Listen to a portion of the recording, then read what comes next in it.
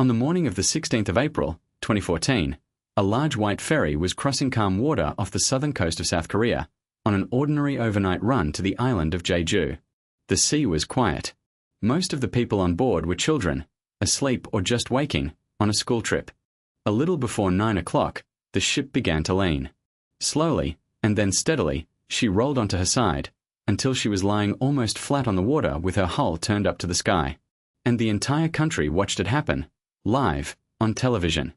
There were 476 people on board. 339 of them were students and teachers from a single high school, on a field trip. As the ship tilted, one instruction came over the loudspeakers, again and again. Stay where you are. Do not move. Most of them obeyed. 304 people died that morning, and around 250 of them were teenagers. Many of those who survived did so because they disobeyed that order and climbed out anyway. Over our last 3 episodes, we told the story of the deadliest shipwreck in peacetime, the deadliest in all of history, and the deadliest in America. The Sewol was none of those things. It was something newer, and in its own way harder to watch. A disaster that an entire nation followed live, hour by hour, certain that help was coming. This is the story of why it didn't. To understand how a modern ferry could roll over in calm water, you have to start with the ship herself, and with what had been done to her. The Sewol was not new. She had been built in Japan in 1994, and had carried passengers there for 18 years under another name. In 2012, a South Korean company called Chonghaejin Marine bought her, and put her to work on the overnight route between the port of Incheon and the holiday island of Jeju. By the morning she sank, she was 20 years old. That, by itself, was not the problem. The problem was what the company did to her after they bought her. To carry more paying passengers, they had the ship illegally remodeled, adding extra cabins onto her upper decks. The work added more than 200 tons of weight, high up, near the top of the ship. A ship floats upright for the same reason a weighted toy stands back up. Its heaviest weight sits low, and that low weight pulls it upright whenever it leans. Piling new cabins onto the upper decks did the exact opposite. It raised the ship's center of gravity, and shrank the margin that kept her from rolling over. To make it worse, the Sewol was run light on ballast.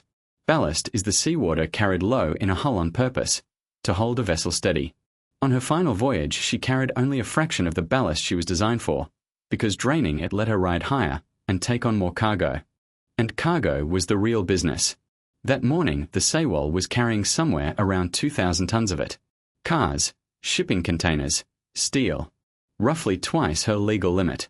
Much of it was not tied down properly at all, simply parked and stacked on her decks. None of this was an accident. It was routine. Voyage after voyage, the ship had sailed top-heavy, under-ballasted, and overloaded, and nothing had gone wrong. She was being held upright by little more than calm seas and good luck. On the 16th of April, both of those ran out. The Sewol had left the port of Incheon the evening before, on the 15th of April. A heavy fog had delayed her, and had held other ships in harbour entirely. She was the only ferry to sail that night, pushing out into the dark with a full load and a long crossing ahead. On board were 476 people. 339 of them came from one school, Danwon High School, in the city of Ansan, just south of Seoul. There were 325 students and 14 teachers. The students were in their second year, 16 and 17 years old, on a long-awaited field trip to Jeju. It was, for most of them, the trip of their lives.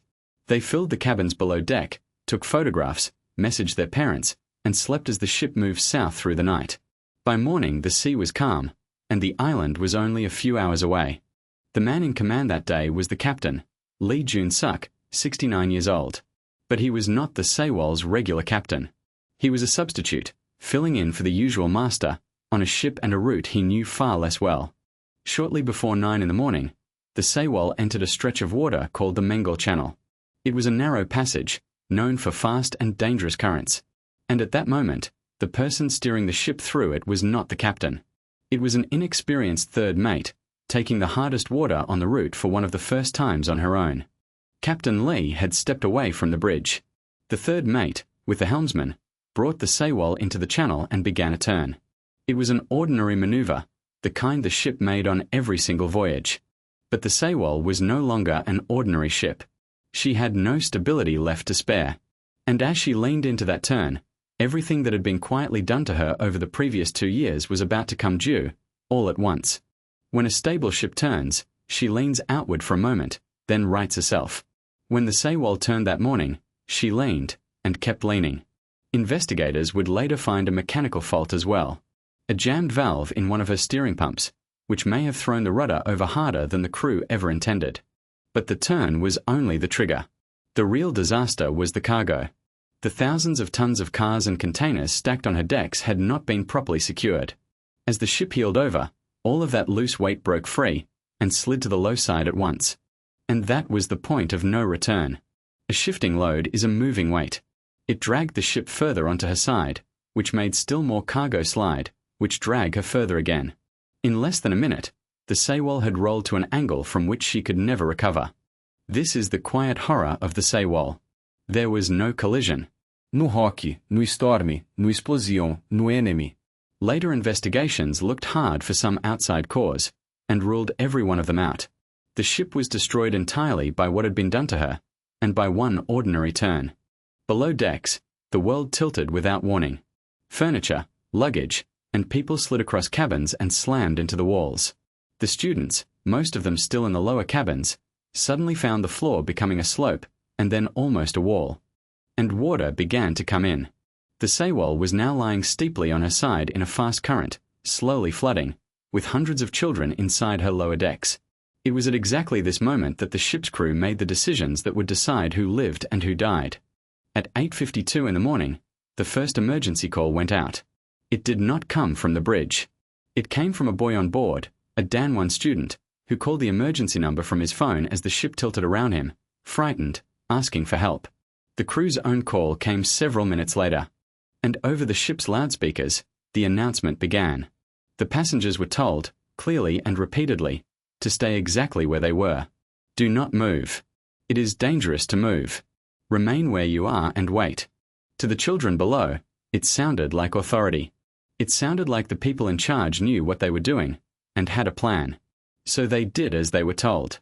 They stayed in their cabins, sitting in their life jackets, and they waited for instructions that never came. Some of them filmed it, on their phones, and that footage survived. It shows teenagers crowded together at steep angles, life jackets on, joking nervously to keep each other calm, telling one another that they would be fine, repeating that they had been told to wait. But the order to stay put was killing them. The Sewol was rolling further onto her side by the minute. With every minute the passengers waited, the corridors and stairwells they would need in order to escape were turning into vertical shafts and filling with cold water. The people who lived through it were, very often, the ones who did not obey. Passengers who ignored the announcements, who climbed out onto the high side of the hull while they still could, were the ones who got picked up. The ones who stayed where they were told, stayed.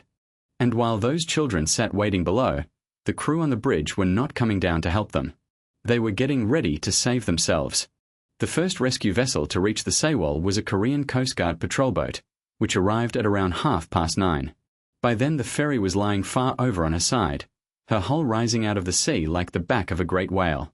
What happened next became one of the most painful parts of the entire story. The Coast Guard pulled people off the outside of the ship and out of the water. But they did not go inside. They did not order the passengers to evacuate. No one broadcast to the people still waiting below that they had to get out, right now.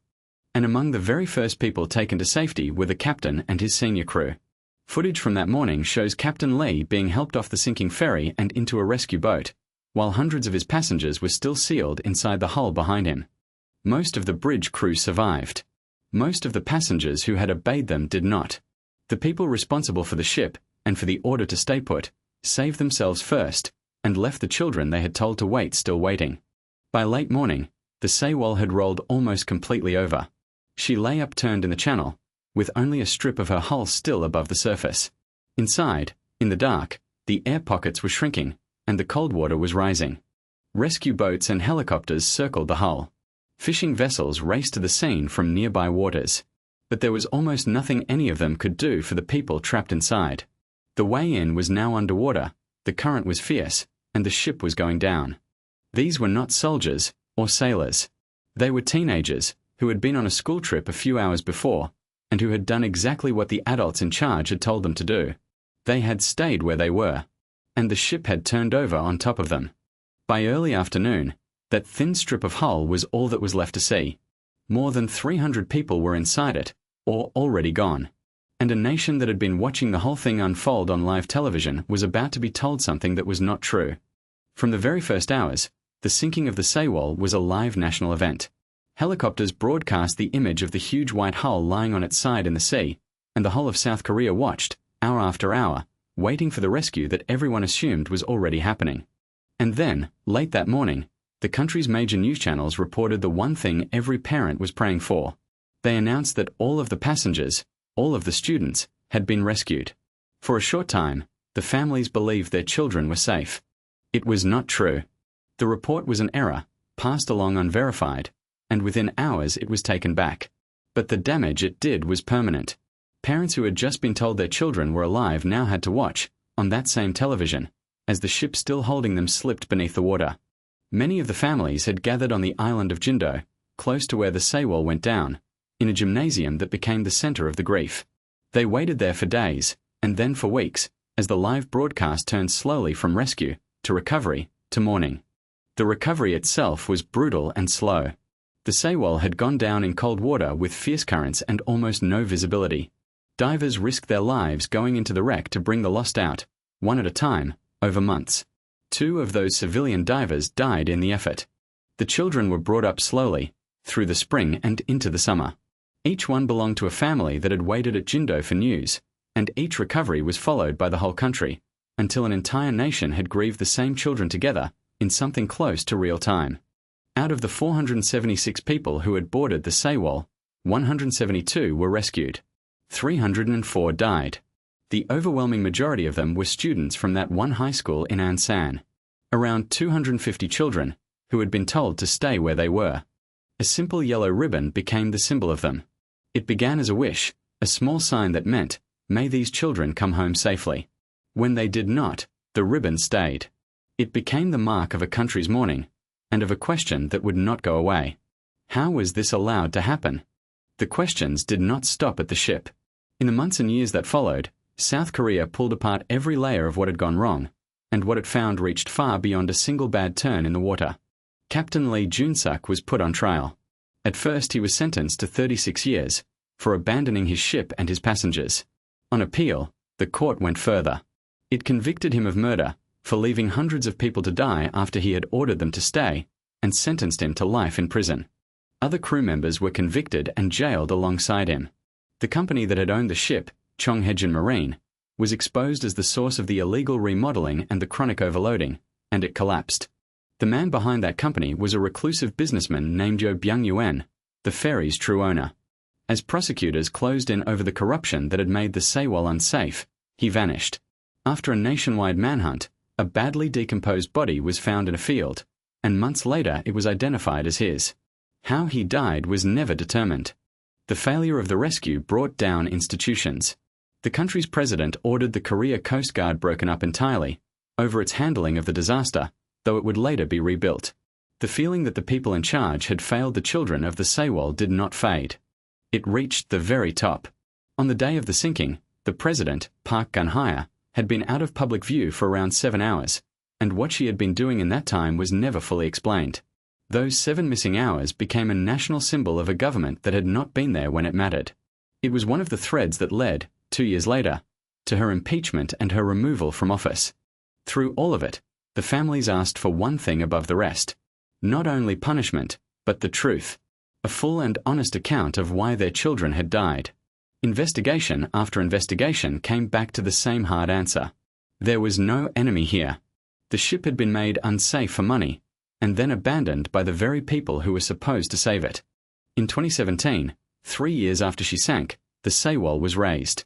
A salvage operation lifted the rusting hull off the seabed and brought it ashore at the port of Mokpo, where the last of the missing were searched for, and where the wreck still rests, as evidence, and as a memorial. At Danwon High School, the second-year classrooms were kept for years exactly as the students had left them. The desks, the photographs, the notes, and small gifts, in rooms whose pupils never came back from a field trip. They were preserved, quite simply, as a place to remember. What makes the Sewol so hard to forget is not its size. 304 is not the largest number in this series. It is that so many of the dead were children, and that they died, in large part, because they did exactly what they had been told to do. They trusted the announcement. They trusted that the adults in charge of their ship would not abandon them. They sat in their life jackets, and they waited to be told that it was safe to move. And that word never came, because the people who should have said it were already gone. The Sewol is remembered now as the disaster a whole nation watched, and could not stop, and as a warning about what happens when safety is quietly traded away for profit, one voyage at a time. In our next episode, we leave the live cameras behind and travel to a freezing sea on the other side of the world, where another modern ferry tore open in a storm at night and vanished beneath the waves in little more than an hour. Subscribe so you don't miss it.